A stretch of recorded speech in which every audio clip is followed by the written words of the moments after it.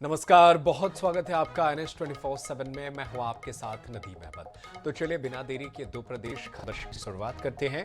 प्रधानमंत्री मोदी ने मध्य प्रदेश के धार से स्वस्थ नारी सशक्त परिवार अभियान की शुरुआत की। अभियान के तहत पूरे देश में एक साथ हजारों स्वास्थ्य परीक्षण शिविर लगाए गए हैं। रायपुर में भी महिला एवं बाल विकास मंत्री अन्नपूर्णा देवी ने कार्यक्रम आयोजित किया, जिसमें सीएम विष्णुदेव साय समेत राज्य के कई मंत्रियों ने कार्यक्रम में हिस्सा लिया। इस दौरान सीएम साय ने कहा कि जब महिलाएं स्वस्थ रहेंगी तभी राज्य और देश भी स्वस्थ रहेगा।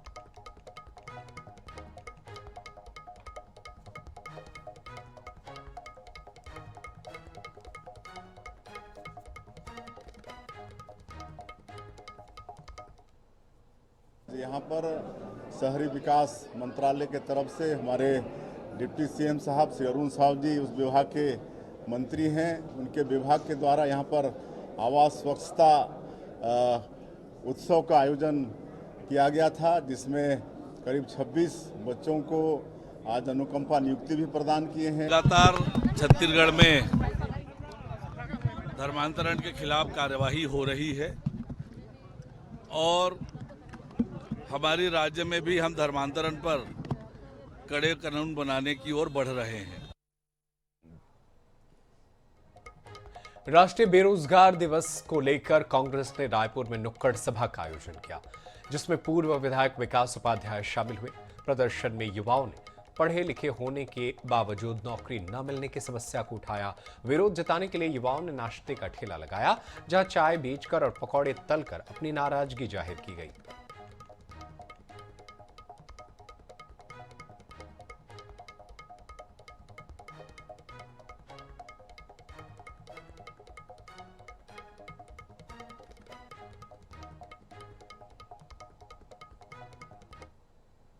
डबल इंजन सरकार से आज कांग्रेस नौकरी की मांग कर रही है। राजधानी रायपुर की तस्वीरें हम आपको दिखा रहे हैं, जहां पर कांग्रेस पार्टी के जो लोग हैं, आप देख लीजिए, वो भजिया बेच रहे हैं, नाश्ता बेच रहे हैं। पूर्व विधायक विकास उपाध्याय के साथ बड़ी संख्या में युवा कांग्रेस के लोग हैं। एक और डबल इंजन की सरकार, एक और आज जन्मदिन मनाया जा रहा है पीएम का। बीजेपी दफ्तर के बाहर आप लोग प्रदर्शन कर रहे हैं। देखिए, भारतीय जनता पार्टी और देश के प्रधानमंत्री नरेंद्र मोदी जी का जन्म दिवस है। उनके 75वें जन्म दिवस के अवसर पर उनको बहुत शुभकामनाएं और बधाई। लेकिन इन 75 साल में 11 साल सिर्फ युवाओं को छलने का काम किया, झूठ बोलने का काम किया।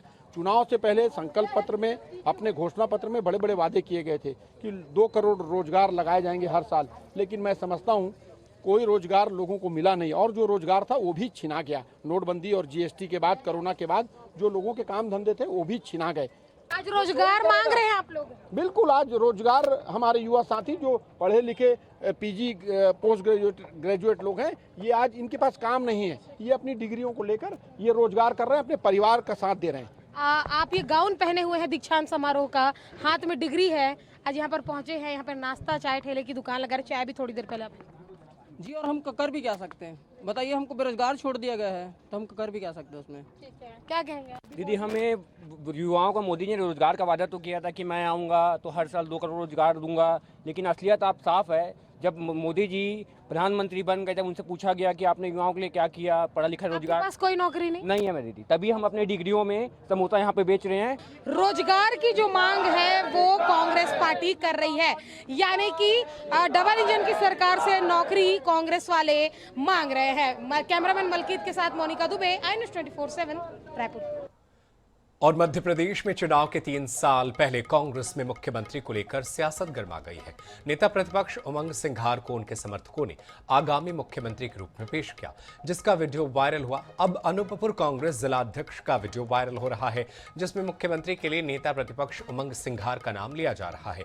अनूपपुर में जिला अध्यक्ष श्याम कुमार गुड्डू चौहान मंच से बोलते नजर आए कि उमंग सिंघार को मुख्यमंत्री के रूप में आएंगे। उनकी तरफ से भरोसा दिलाता हूं, आपको पूरा समय देंगे। वहीं वीडियो पर भाजपा ने तंज कसा है कि कांग्रेस में भारी गुटबाजी है।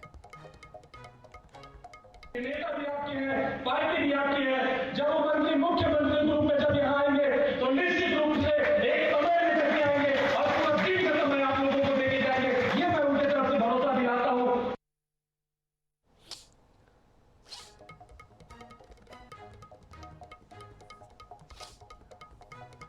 और बालाघाट के चौरिया गांव के बीच जंगल में लगे दहियान से युवक देवेंद्र यादव का नक्सलियों ने अपहरण कर लिया।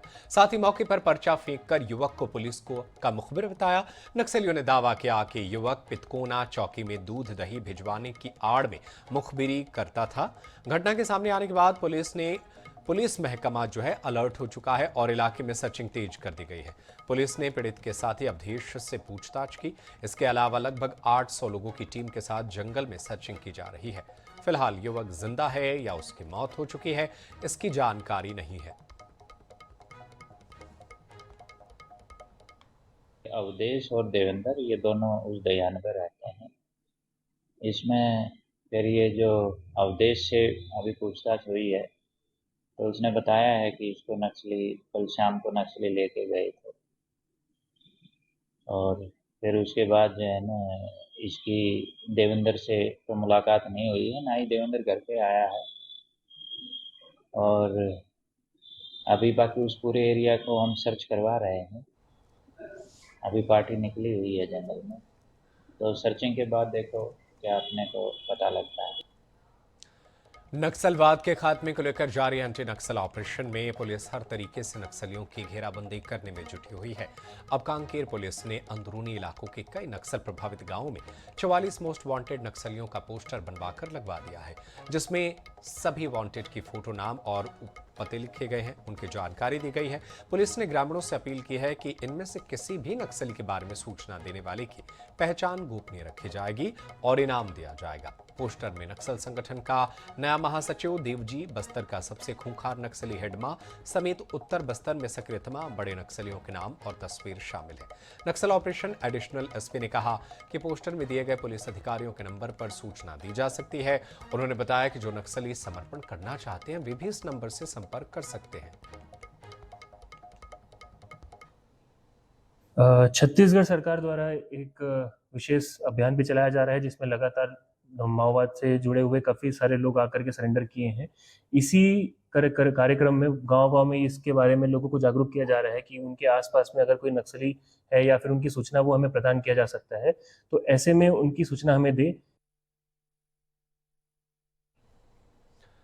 और पेंड्रा पुलिस ने अंतर्राज्यीय उठाई गिरी गिरोह का पर्दाफाश करते हुए 4 आरोपियों को गिरफ्तार किया है। साथ ही आरोपियों के पास से चोरी की गई नगद रकम और घटना में इस्तेमाल की गई बाइक को भी बरामद कर लिया गया है।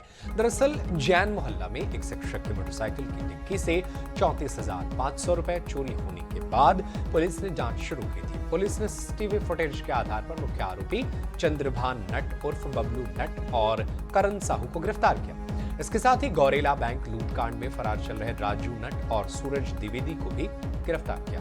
पुलिस के अनुसार ये गिरोह पहले बैंक और बाजार क्षेत्रों की पहले रेकी करता था, फिर लोगों का पीछा कर उनके वाहन की डिक्की तोड़कर नगद रकम और कीमती सामानों की चोरी करता था।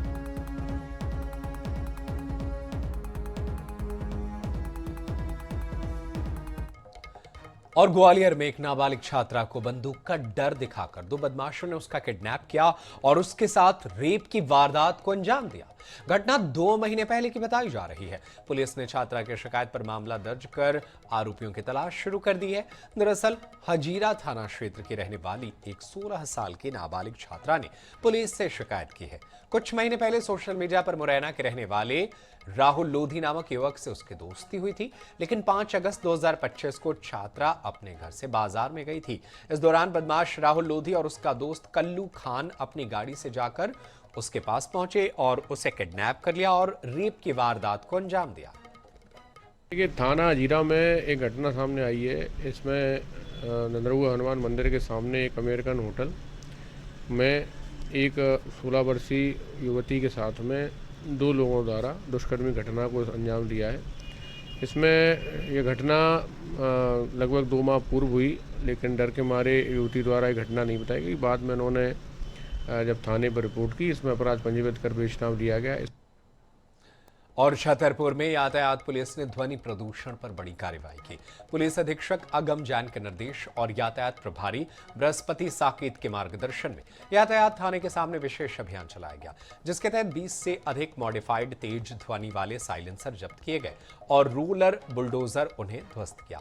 यातायात पुलिस ने वाहन चालकों पर चालानी कार्रवाई करते हुए स्पष्ट चेतावनी दी कि यदि आगे से कोई वाहन चालक तेज आवाज वाले अवैध साइलेंसर का उपयोग करता मिला तो उसके खिलाफ सख्त कानूनी कार्रवाई की जाएगी। आज 20 साइलेंसर का नष्टीकरण किया गया है, जो सीमांत पुलिस अधीक्षक महोदय और ट्रैफिक महोदय के निर्देशन में, मार्गदर्शन में, और ये उन साइलेंसर का नष्टीकरण किया गया है जो विशेष प्रकार की आवाज निकालते थे, मॉडिफाइड थे और बुलेटों में लगे थे, तो इनकी चालानी कार्रवाई की गई और इनका नष्टीकरण भी किया। शिक्षा का अधिकार आरटीई के मामले में बुधवार को सुनवाई के दौरान हाईकोर्ट सख्त नजर आया। शिक्षा सचिव की गैर हाजिरी पर अदालत ने कड़ी नाराजगी जताई। कोर्ट ने फटकार लगाते हुए चेतावनी दी कि कहा कि कोर्ट को मजाक में न लें। चीफ जस्टिस रमेश सिन्हा की डिवीजन बेंच ने कहा अगली तारीख पर शिक्षा सचिव स्वयं का शपथ पत्र दाखिल करें। अदालत ने यह भी पूछा कि गरीब बच्चों का हक मारकर बड़े घरों के बच्चों को फर्जी दस्तावेज के आधार पर दाखिला दिलाने वालों के खिलाफ अब तक क्या कार्रवाई हुई। दरअसल भिलाई के सामाजिक कार्यकर्ता भगवंत राव ने जनहित याचिका दायर की है।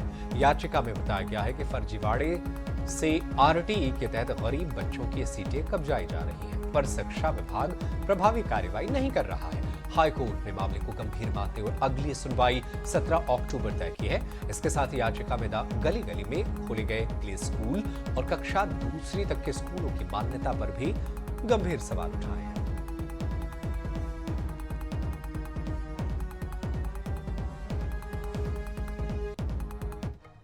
और मंदसौर के गांधी सागर अभ्यारण्य में 5 माह पूर्व जहां 2 नर चीतों को छोड़ा गया था, वहीं अब शिवपुर के कूनो नेशनल पार्क से पहली मादा चीता धीरा को बुधवार को उसके अभ्यारण्य में शिफ्ट कर दिया गया। वन विभाग ने पहले के दोनों नर चीतों की स्वास्थ्य स्थिति को देखने के बाद इनका कुनबा बढ़ाने के उद्देश्य से यह फैसला लिया। चीता प्रोजेक्ट के तहत 20 सदस्य दल 8 वाहनों में सुबह 6 बजे शिवपुर के कूनो से मंदसौर के गांधी सागर के लिए रवाना हुआ। उसके बाद गांधी सागर में रावली कुड़ी गांव के पास बने गेट नंबर 3 से चीता बाड़े से मादा चीता धीरा को दोपहर 3:30 बजे छोड़ दिया गया। अभी कुछ समय बाद चीता धीरा को अलग बाड़े में रखा जाएगा। फिलहाल धीरा वन विभाग की टीम की मॉनिटरिंग में रहेगी। वन विभाग के प्रधान मुख्य संरक्षक के अनुसार 3 साल पहले प्रधानमंत्री मोदी के जन्मदिन पर कूनो नेशनल पार्क में अफ्रीका से चीतों को लेकर बसाया गया था, जिनका कुनबा बढ़कर पूरे देश में 27 हो गया है। वजह से लोग, क्योंकि पहले पकड़ के ये बेहोश करना होता है तो उसमें करीब 1 घंटा 1.5 घंटा लगता है। वो करने के बाद ये 7 बजे के बाद स्टार्ट करें, 7-8 घंटा लगा है। धीरा नाम है, 7.5 साल का उम्र है, जो फीमेल चीता या मादा आई है। और खबर बलौदाबाजार से है। जिले के ग्राम कुसमंदी, जो कि सहकारिता के जनक वामन राव लाखे जी का पुश्तैनी गांव भी है, आज उनकी जयंती के अवसर पर यहां के जिला सहकारी बैंक परिसर में वामन राव लाखे जी की प्रतिमा का अनावरण किया गया। यह अनावरण छत्तीसगढ़ शासन के राजस्व और उच्च शिक्षा मंत्री टंकराम वर्मा के हाथों संपन्न हुआ।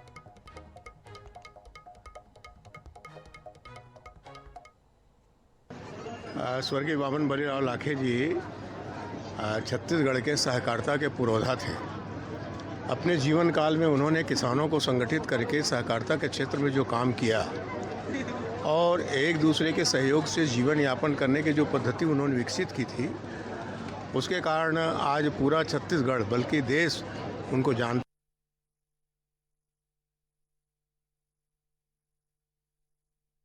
आज हम सहकारिता के जनक जो है डॉक्टर वामन राव लाखे जी के गांव कुसमंदी में आए हुए हैं। आज जिला सहकारी बैंक में जो है उनकी प्रतिमा का अनावरण राजस्व मंत्री टंकराम वर्मा जी के हाथों में हुआ है। काफ़ी गणमान्य लोग यहां पे पहुंचे हुए हैं। अभी जो मूर्ति अनावरण किए हैं सर, आज सहकारिता के जो जनक है विलास राव लाखे जी की मूर्ति अनावरण किए, क्या कहेंगे? देखिए, आज सहकारिता के जनक पंडित वामन राव लाखे जी की मूर्ति का अनावरण आज लाखे परिवार के द्वारा आज यहाँ कोऑपरेटिव बैंक कुसमंदी में किया गया। मैं बधाई देता हूँ। और आज का दिन तो विशेष है, आज विश्वकर्मा जयंती भी है और आधुनिक भारत जो बनाने जा रहे हैं, श्रेष्ठ भारत, सक्षम भारत, ऐसे हमारे यशस्वी प्रधानमंत्री नरेंद्र मोदी जी की भी बधाई है, मैं उनको भी बधाई देता हूँ। सहकारिता साथ लेकर के चलने वाले, किसानों के जीवन में समृद्धि लाने वाले एक संस्था है और मैं सबको बधाई देता हूँ इस पुनीत कार्य के लिए।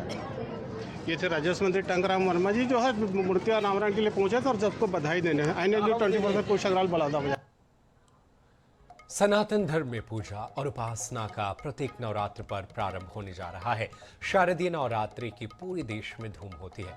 जबलपुर संस्कार धानी में भी शारदीय नवरात्रि को लेकर व्यापक तैयारियां आरंभ हो चुकी हैं। दुर्गा पंडालों में स्थापित होने वाली मूर्तियों को कलाकार अंतिम रूप देने में जुटे हैं। वहीं मूर्तिकारों के यहां बन रही मूर्तियों का जायजा लिया हमारे सहयोगी संजय साहू ने। सनातन धर्म का सबसे बड़ा पर्व नवरात्र जल्दी शुरू होने वाला है और इसको लेकर जबलपुर संस्कार धानी में व्यापक तैयारियां जो हैं वो शुरू हो चुकी हैं। खासतौर से हम बात करते हैं दुर्गा प्रतिमाओं की, तो देख सकते हैं कि दुर्गा प्रतिमाएं आकर्षक स्वरूप में आना शुरू हो गई हैं। खासतौर से जिस प्रकार से यहाँ पर दुर्गा प्रतिमाएं बनाई जा रही हैं और उनके स्वरूप जो दिए जा रहे हैं वो अपने आप में एक आकर्षक छवि एवं मनमोहक हैं और इनकी जो छवि होगी वो जब पंडाल पर लगेंगी तो उनको देखने के लिए हजारों की संख्या में लोग जो हैं वो सड़कों पर उतरेंगे। चूँकि माता की भक्ति और शक्ति का प्रतीक कहा जाने वाला नवरात्र का पर्व अपने आप में सुख समृद्धि वाला होता है और यही कारण है कि लोग इसकी उपासना भी करते हैं और 9 दिन व्रत भी रहते हैं। लेकिन इस बार जो है एआई बेस्ड किसी प्रकार की कोई मूर्ति ना बन पाए, इसको लेकर हिंदूवादी संगठन भी जो हैं वो भी आप पहले से ही मैदान में उतर चुके हैं और देख सकते हैं कि यहाँ पर उन्होंने नोट लगाया हुआ है जिस पर लिखा हुआ है कि जब तक माता रानी अपने पूर्ण श्रृंगार में ना जाएं तब तक वीडियो फोटो लेना सख्त मना है। किसी भी इंस्टाग्राम पेज या सोशल मीडिया ऐप पर फोटो अब वीडियो अपलोड होती है तो सख्त कार्रवाई की जाएगी। तो कह सकते हैं कि वो भी इस बार सक्रिय दिखाई दे रहे हैं। चूँकि जिस प्रकार से हाल ही में जब गणपति उत्सव हुआ था उसमें एआई बेस्ड प्रतिमाएँ स्थापित की गई थी जिसको लेकर खासा बवाल भी कई स्थानों पर मचा था। इस प्रकार का कोई बवाल ना हो इसके लिए भी बहुत तैयारी करते हुए दिखाई दे रहे हैं। हालांकि अगर हम कलाकारों की बात करें तो कलाकारों का स्पष्ट कहना है कि किसी भी प्रकार की कोई भी एआई बेस्ड प्रतिमा जो है वो नहीं बनाई जा रही है। तो कह सकते हैं कि आने वाले दिनों में माता की एक नई छवि, नया रूप जो है वो हमको पंडालों में देखने को मिलेगा। जबलपुर से हमारे सहयोगी अनूप लाल के साथ संजय साहू, INS 24x7। प्रधानमंत्री नरेंद्र मोदी के 75वें जन्मदिन के अवसर पर बागेश्वर धाम में विशेष धार्मिक और सामाजिक कार्यक्रमों का आयोजन किया गया। पंडित धीरेन्द्र कृष्ण शास्त्री ने एक वीडियो संदेश जारी कर प्रधानमंत्री मोदी को जन्मदिन की शुभकामनाएं दी और उन्हें भारत को गति और प्रगति देने वाला बताया। इस खास मौके पर बागेश्वर धाम में सुबह से अनुष्ठान शुरू हुआ। बनारस से आए 75 ब्राह्मणों ने दुर्गा सप्तशती और हनुमान चालीसा का पाठ किया। यज्ञशाला के हवन में आहुतियां डाली गईं। उसके बाद 75 कन्याओं के साथ ब्राह्मणों का पूजन कर भोजन कराया गया। गौ पूजन कर गायों को चारा खिलाया गया। गरीब स्कूली बच्चों को पाठ्य सामग्री वितरित किए गए। आचार्य धीरू त्रिपाठी और प्रदीप महाराज ने बताया कि इस दौरान प्रधानमंत्री की लंबी आयु और देश की प्रगति की कामना की गई। भारत को नित नई ऊंचाइयों तक पहुंचाने वाले नभ, जल, थल और यहां तक कि चंद्रमा पर तिरंगा फहराने वाले एक नई सोच के साथ, नई उम्मीद के साथ भारत को आगे बढ़ाने वाले हमारे बड़े ही प्रिय भारत के यशस्वी माननीय प्रधानमंत्री जी हमारा अपनत्व जिनके प्रति भ्रातृ रूप में है, भ्राता के रूप में है। उनका आज जन्म दिवस है, 75वां जन्म दिवस है और भारत निरंतर प्रगति करता रहे, इसी मंगल कामना के साथ उनको जन्म दिवस पर माननीय यशस्वी प्रधानमंत्री जी श्री नरेंद्र मोदी जी को जन्म दिवस की बहुत बहुत शुभकामनाएं। प्रधानमंत्री नरेंद्र मोदी के जन्मदिन को सेवा पखवाड़े के रूप में मनाया जा रहा है। इस अवसर पर महिलाओं को स्वस्थ रखने सशक्त नारी स्वस्थ परिवार अभियान के तहत गर्भवती महिलाओं के पोषण पर विशेष ध्यान दिया जा रहा है। ग्वालियर के बाल भवन में आयोजित कार्यक्रम के दौरान महिला बाल विकास विभाग और प्रशासन की ओर से ऐसे व्यंजनों और प्रदर्शनी लगाई गई जो घरेलू चीजों के इस्तेमाल से पोषण आहार के रूप में तब्दील हो जाती है। इस खास प्रदर्शनी का मौके का जायजा लिया हमारे सहयोगी जावेद खान ने।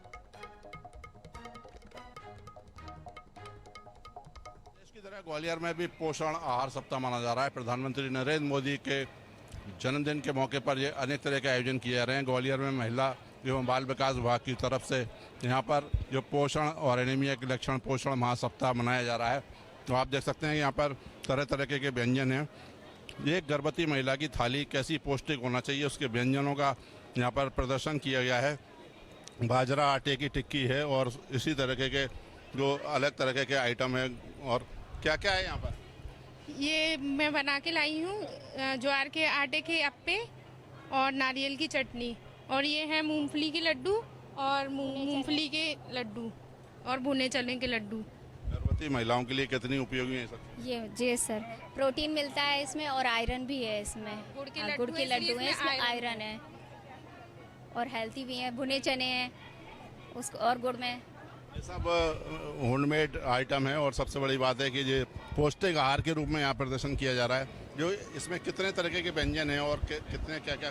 ये सभी ना गर्भवती महिला के लिए एक संतुलित आहार है पूरा, और जिसमें मोटे अनाज लिए गए हैं और जो लोकल में हमें फल मिल सकते हैं उसका सलाद वगैरह, जैसे अमरूद की चटनी है उसको प्राथमिकता दी है, चार है, बेर है, महरी है, दही है, इस तरीके से और भी मतलब हरी सब्जियों को लिया है इसमें। सौजना की पत्तियाँ और मीठा नीम की पत्तियाँ, हरी मिर्च भी, ये चीज़ भी मिलाई हुई है। ये नारियल के लड्डू हैं, इसमें बस नारियल और पेठा यूज़ किया गया है और एक्स्ट्रा कुछ नहीं है बस। जो प्रधानमंत्री नरेंद्र मोदी का जन्मदिन है और इस तरीके से मनाया जा रहा है, और सबसे बड़ी बात है कि महिलाओं के सशक्त पोषण के लिए भी यहाँ पर पूरा ख्याल रखा गया है। ये प्रदर्शनी ग्वालियर में नहीं पूरे देश में और पूरे मध्य प्रदेश में लगाई गई है और ये सेवा सप्ताह के रूप में शुरू हुआ है, लेकिन गर्भवती महिलाओं खासकर महिलाओं के स्वास्थ्य के प्रति बेहद चिंता जताई गई है। कैमरामैन अजय उपाध्याय के साथ जावेद खान, INS न्यूज़ ग्वालियर। और फिलहाल मेरे साथ इस बुलेटिन में इतना ही। खबरें लगातार जारी है, आप देखते रहिए INS 24/7। धन्यवाद।